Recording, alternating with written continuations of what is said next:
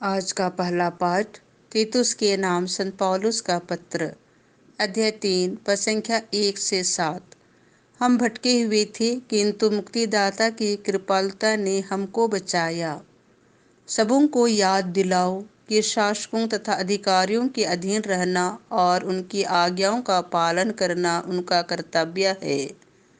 वे हर भले कार्य के लिए तत्पर रहें, किसी की निंदा ना करें, झगड़ालू नहीं बल्कि सहनशील हों और सब लोगों के साथ नम्रता पूर्वक व्यवहार करें, क्योंकि हम भी तो पहले नासमझ, आज्ञाकारी, भटके हुए, हर प्रकार की वासनाओं और लालसाओं के वशीभूत थे। हम विद्वेष और ईर्ष्या में जीवन बिताते थे। हम घृणित थे और एक दूसरे से बैर करते थे।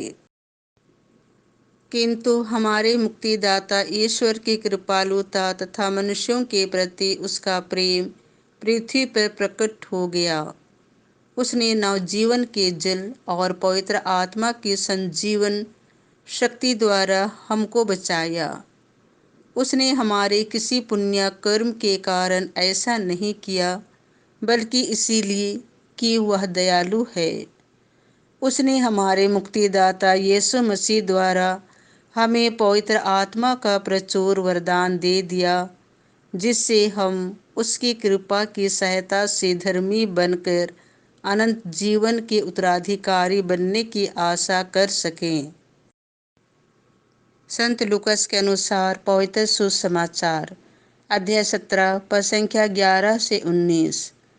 इस परदेशी को छोड़कर और कोई नहीं मिला जो लौटकर ईश्वर की स्तुति करे।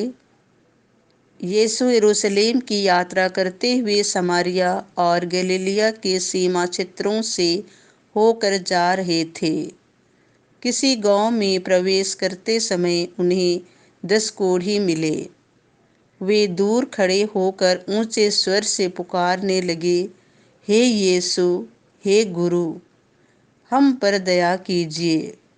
यीशु ने उन्हें देखकर कहा, जाओ और अपने को याजकों को दिखलाओ। और ऐसा हुआ कि वे रास्ते में ही निरोग हो गए।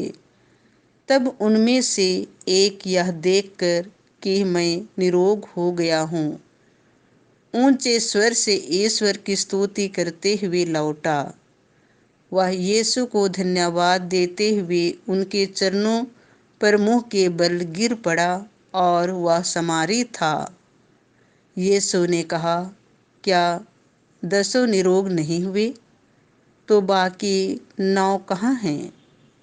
क्या इस परदेशी को छोड़ और कोई नहीं मिला जो लौटकर ईश्वर की स्तुति करे? तब उन्होंने उससे कहा, उठो, जाओ, तुम्हारे विश्वास ने तुम्हारा उद्धार किया है।